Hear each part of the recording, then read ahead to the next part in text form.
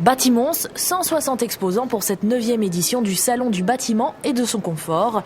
Durant 2 week-ends, les professionnels du secteur de la région sont réunis au Lotomons Expo.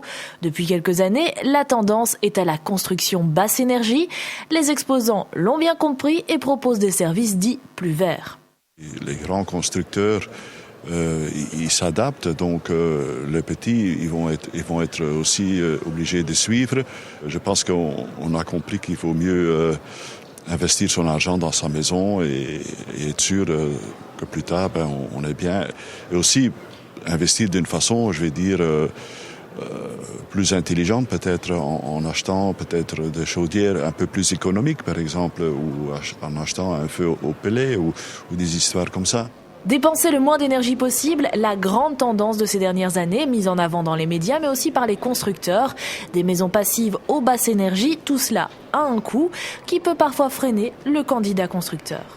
Alors des maisons passives, donc nous avons des maisons qui sont évidemment très bien isolées. On est maintenant en K35. On peut aller très très loin au niveau de la construction dans l'isolation bien sûr, mais ça a un coût.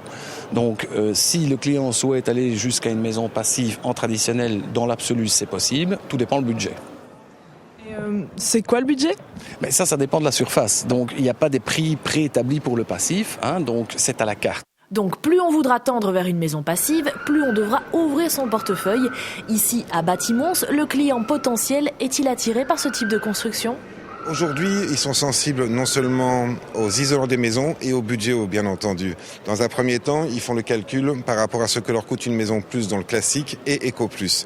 Aujourd'hui, ils se dirigent assez souvent vers l'Eco Plus, effectivement. Actuellement, très peu de gens nous demandent des maisons passives. Ils sont très sensibles au niveau des isolants.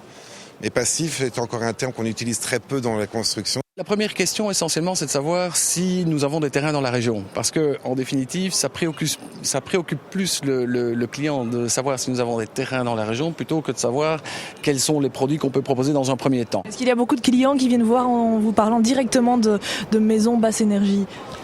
C'est vrai que ça a fortement évolué, donc c'est vrai que c'est une préoccupation. C'est peut-être un peu aussi parce qu'il fait très froid pour l'instant, donc les gens sont préoccupés par cela. Bon, c'est vrai que c'est assez nouveau aussi, c'est vrai que ça se développe encore énormément, et donc dans l'avenir, ce sera une préoccupation majeure. Dans l'avenir, pas pour tout de suite apparemment. Les maisons passives ne sont pas encore devenues le standard pour les constructeurs ni pour les clients potentiels.